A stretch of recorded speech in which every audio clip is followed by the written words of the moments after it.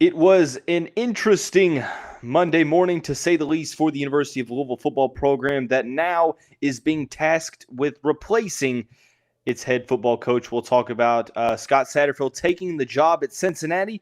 We'll talk about Jeff Brohm and the timing of the new head coaching hire on today's episode of the Locked On Louisville podcast. Stay tuned.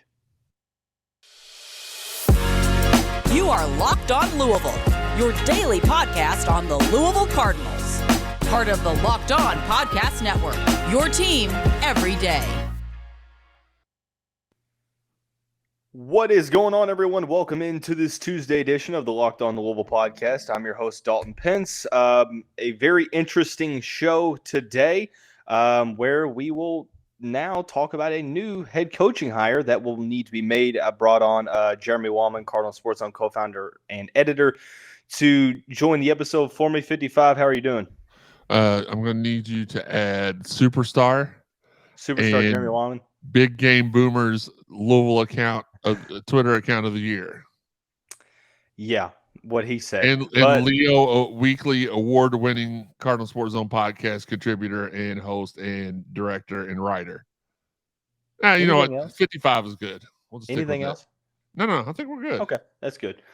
Obviously, talking about the big news, Scott Satterfield unexpectedly taking the head coaching job at Cincinnati. We'll talk about Jeff Brohm being the front runner and also why this needs to be a timely move. I thought it was fitting to have Jeremy onto the show to discuss this matter because, number one, he's star-studded, whatever adjectives he just used to describe himself, so on and so forth. But the last episode I recorded before I went out of town to Houston was why Scott Satterfield was going to be the head coach of the Louisville Cardinals in 2023. Now, granted, if you listened to that episode, you realized that it was a discussion based on whether or not he was going to get fired or not. Little did we know, or little did anyone in the nation know, that Cincinnati and Scott Satterfield were essentially working out the details. And on Monday morning, it was announced early in the morning that Scott Satterfield was on his way to Cincinnati. Jeremy, obviously, initial thoughts on the move to Cincinnati for Satterfield, and what was your first reaction to hearing the news? Well, the first reaction to hearing the news when I saw it in our group chat, because actually Ben, I think, put it in our group chat this morning. Woke up, I was tossing and turning. I've been back to the gym here recently, so I was a little sore from that. So rolled over. I was like, wonder how much time I have left before my alarm goes off. Checked my phone, saw it. So my first thing was, well, let me check to see if this is a verified account or an authentic account, because now anybody can Twitter blue themselves, giggity, and look like they are a verified source. So I checked for spelling in the name, the author's name. I clicked on the little badge that says this person is verified because of how important they are on the Twitterverse or whatever it says. And I was like, holy crap. The second thing that came to my head was good riddance. And then the third thing that came to my head was it probably is good for him to go to a place where there's no football expectations. You got to think Cincinnati fans are just as baffled as we are. Like, we wake up, we give you our crappy head coach, which, by the way, if y'all have listened to the Cardinal Sports Zone podcast the last 4 years, I've been trying to fire this guy the whole time. I've never liked him. I've always argued when Sam was like, no, keep him, give him time. I was like, freak that, get him out of here. But no, I think for him, he did us a favor. So thank you, Coach Sat, for leaving, for giving us $8 million so we can pay off Coach Mack and have enough money to help with the new coach. And it's a perfect situation for him. I saw his introductory presser with his team. He gave the same exact speech that he gave the Louisville team, which was kind of funny.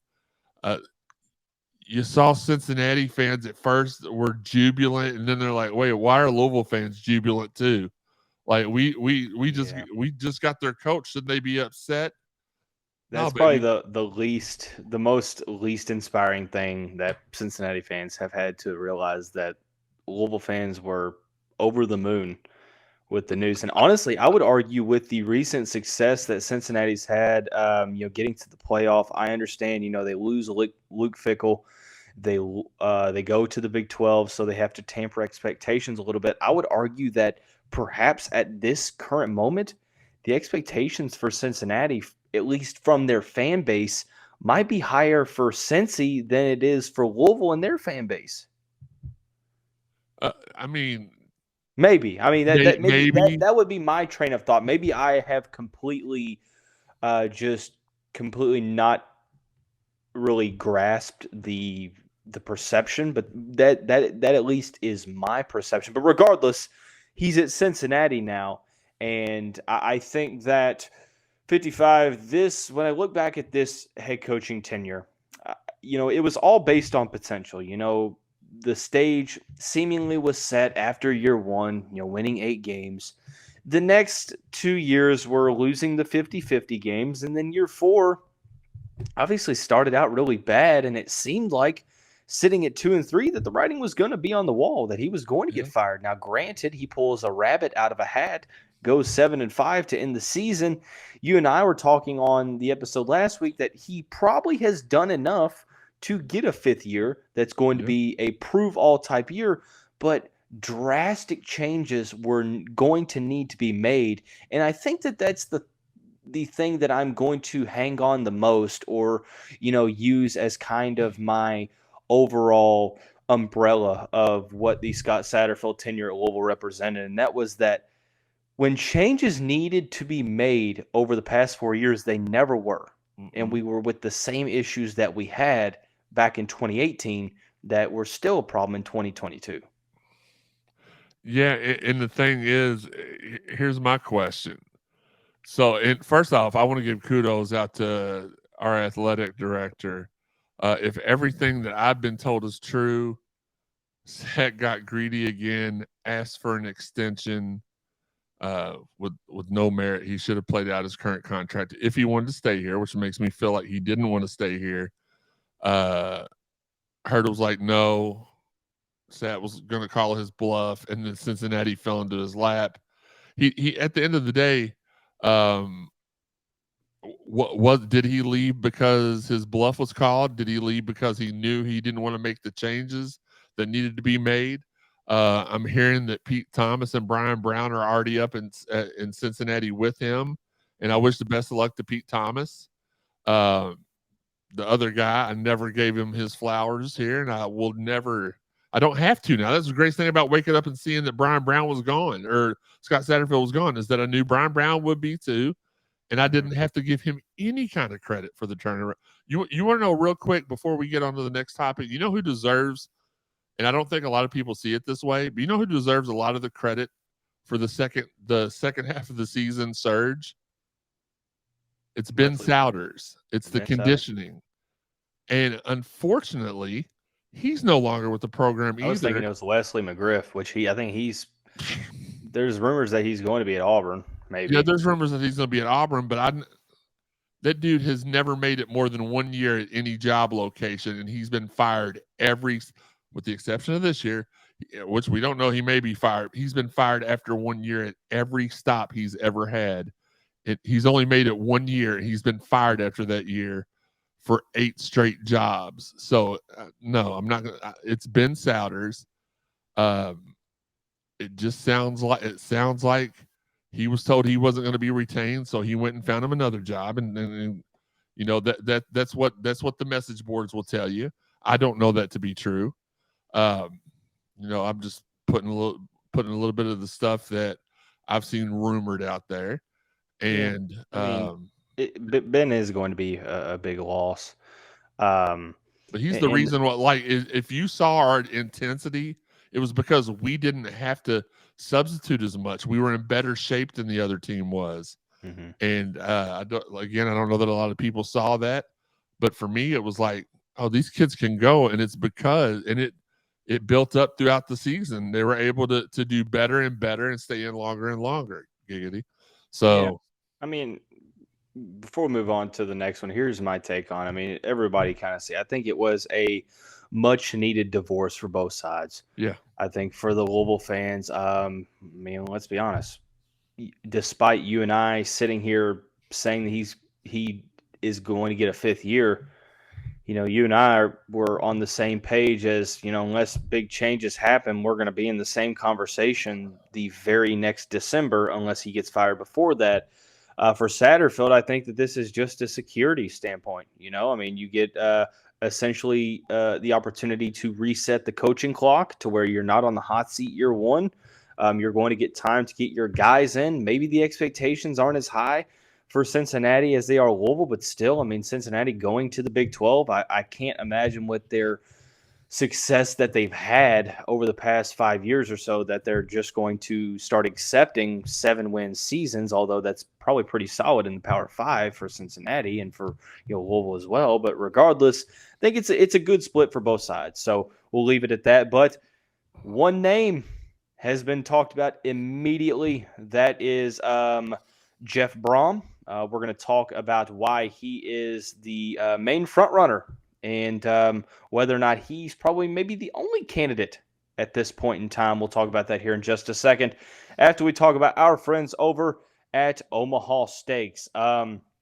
I know that my family does this. I'm not sure if your alls do as well. Probably not, but it's an opportunity that you all need to get on top of. Omaha Steaks has a holiday gift package that has been absolutely fantastic for gifting in our family. If you go to omahasteaks.com and you can take advantage of the 50% off site-wide plus while using the promo code Locked On at checkout to get an additional $30 off your order. They have a lot of gift opportunities from steaks to boneless chicken to filet mignon to burgers, so on and so forth. Even easy to prepare comfort meals, all in bundle opportunities. Once again, that's omahasteaks.com using the promo code Locked On at checkout. omahasteaks.com.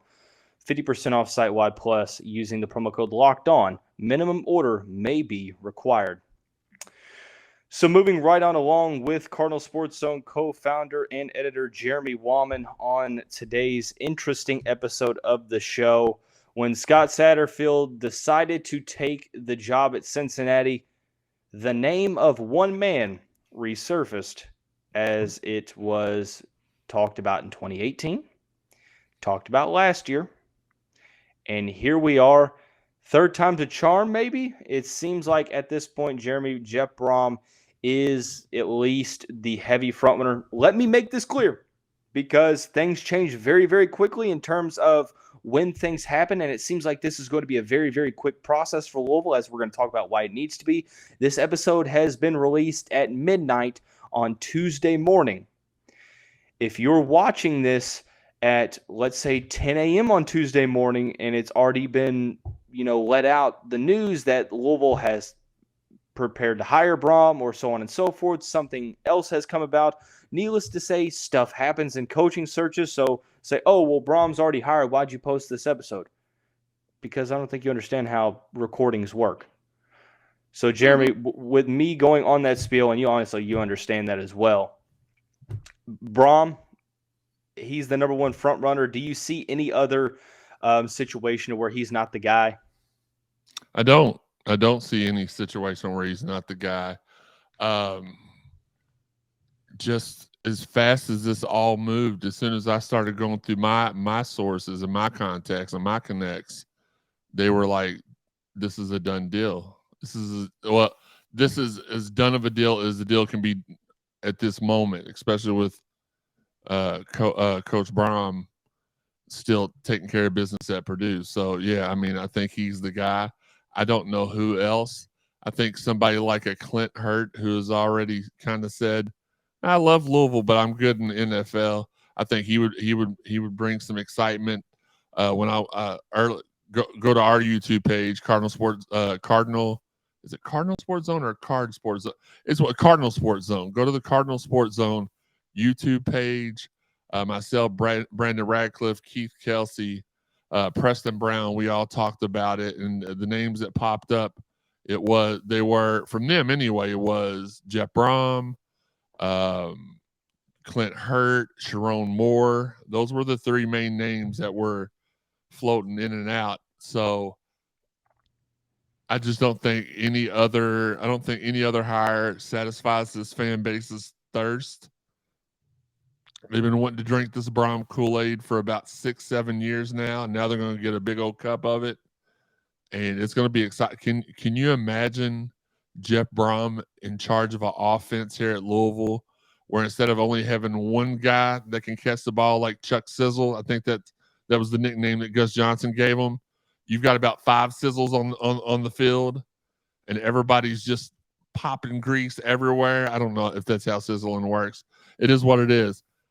I'm so excited for this. Yes, there's always the option that it doesn't work out, but you can't find that out until you try it. Give it a shot, and hopefully he can keep this recruiting class intact. I feel pretty good about only losing maybe 2 or 3 guys out of the class, and it not being any of the big names either. Imagine this. You got DeAndre Moore, who had been rumored for a while to be flirting with other schools, seeing the offensive god, Jeff Brohm, about to be the head coach at Louisville. Do you rethink your stance? I mean, we don't even know if he was rethinking it to begin with. A lot of fan speculation.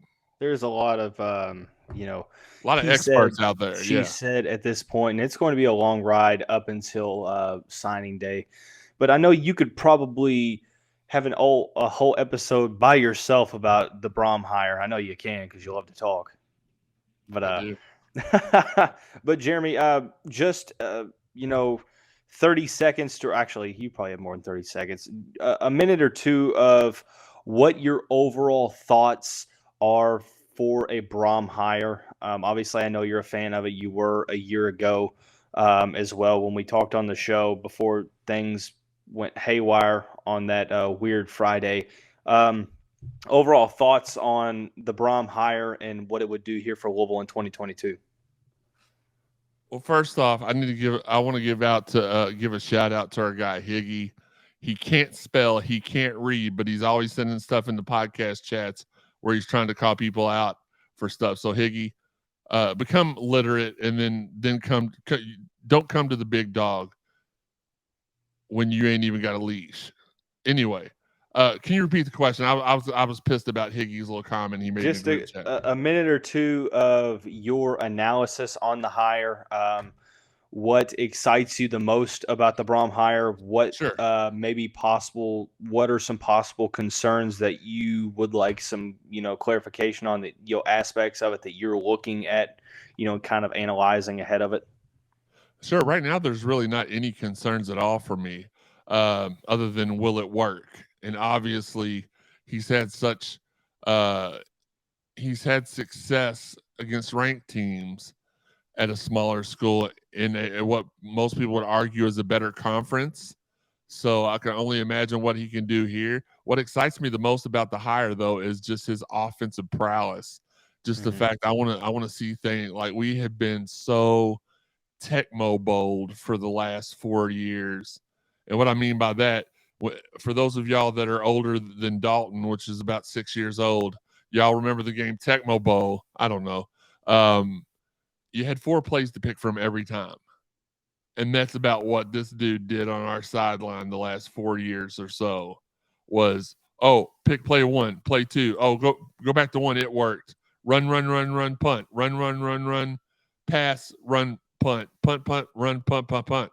So I'm glad that we're going to Barry Switzer's offense at Oklahoma. Yeah, like it just is so painful to watch. And I knew that was his style when he got here. He wasn't my first choice when he got here. And we were coincidentally going after Brohm that time as well. Rumors what a were time that was, man. Those are some tough times. Yeah. And he's leaving here with a winning record, but you don't feel like he had a winning record while he was here. Because A, he was only like 1 game over 500, and B, he lost all of us when after a 3-7 season, he tried to leave us for South Carolina. Like he didn't want to be here. And at the end of the day, out the door, man. Yeah, at the end of the day, I'm not going to be hateful. That is a better situation for him than Louisville is. There's no expectations there. There's no expectations like there are here at Louisville, and our expectations are a little wild and crazy from time to time. So, I mean, the only thing that got me, and we didn't even mention this in the first segment, we probably should have, right before we go to the third segment. I can't even keep track of count. But all of the accounts after the move, the Fitzpatricks, the Jalen Smith, all of these accounts that, basically kind of served as a rebuttal to what we thought, Satterfield was a solid guy. And I know that we all make mistakes in life, so it's easy to sit here and criticize people when we ourselves make mistakes. But it seemed like the notion that Satterfield was this really good guy didn't necessarily live up to actually what happened, from the way that he handled that South Carolina situation, the way that he apparently didn't connect with his players, so on and so forth. You got the truth out afterwards, and it seems like this is just the best move for the program at this point. But moving forward, obviously the head coaching hire, in my opinion, and in the opinion of a lot of people's, it needs to happen very, very quickly. We're going to talk about that here in just a second after we talk about our friends over at Built Bar. Built has come in with a couple of new flavors for December: cookie dough topper, coconut brownie bar, and the coconut brownie topper. There's also the white chocolate peppermint granola for the holiday season. It's Built's take on the granola bar, so it's more filling and still insanely tasty. And candy cane brownie puff. Built Puffs are like biting into the universe's most delicious cloud. For anyone who hasn't tried Built Bars before, you're depriving yourselves of some very tasty treats. They're revolutionizing nutrition as we know it with 100% real chocolate products. Literally, I mean, you have to try them. Get 15% off your first order right now by using the promo code LOCKEDON15 at Built.com. Once again, that's using the promo code LOCKEDON15 for 15% off at Built.com. Heading over into the final segment, Jeremy, this is a coaching hire that needs to happen very, very, very quickly. I'm talking probably this week. It seems like, obviously, don't comment under this saying, the news is already out. Duh. Because it likely will be. If you're listening to this, there's possibility that. By the way, this is Monday night at 10:24 p.m. We're recording this. There is probably going to be some news less than 24 hours than when this show is published. But for the sake of conversation, assuming that maybe something doesn't happen, something's got to happen quickly for recruiting purposes, because as big of a move this is for Louisville, still bad timing. Yeah, especially with half of our class. Like, normally it wouldn't matter because signing day is in February. It is what it is. But with half of our class saying that they were going to enroll early, it is paramount to get this done as soon as possible. The 55 prediction is the deal gets done late tonight, early tomorrow, press conference Wednesday, and whoever the coach is that we get is going to be announced at that point, Jeff Brohm. So that's my thoughts on the process. Which goes to what you said. It needed to be done quickly. That's pretty quickly. At this point in time, my dogs are running relay races above me, so if it sounds like my roof is going to collapse, it probably is. With 4 dogs running sprints around the couch. But back to the show. Do you have any concern that it's not going to be an extensive process of searching, that Louisville doesn't, at least look other places? Now, obviously, the timing aspect of it couldn't be any worse, so Louisville has to act quickly. Like, Josh Hurd has to act quickly. Do you get any concern with the perception that, okay, Brohm is the popular choice, so we're going to go this route? Maybe the question I'm trying to ask isn't really, coming off the right way. No, I get what you're saying. Is there any concern with the lack of, an extensive coaching search, or is this one of those searches, in your opinion, like, okay, it felt like it was bound to happen at some point, so the timing is right, let's just go ahead and pull the trigger? Absolutely. It's timing's right, let's pull the trigger. It just depends on what kind of a sports fan you are, because for me, I don't say we suck every time we give up a touchdown and say we're the best ever every time we score one, like the entire game, like a lot of people do. I'm more of a, there's bigger things in life that happen, so I'm not really going to live and die with I love sports. I love Louisville, but if we score 2 touchdowns to start off the game, I'm not on Twitter saying we're the best team ever. And then when the other team cuts it to 4, I'm like, this whole defense need to be fired. The coaches need to be fired. So it just depends on what kind of a fan you are, honestly, because if you're one of those that are like, man, we've got to get it right this time, there's no room for error, then you may want a more extensive search. But we don't know. I mean, there's rumors that we've been talking to coaches for months now, like all the way back to when we were 2-4 or 2-3 or whatever it was. It just felt like 2-4. It was 2-3.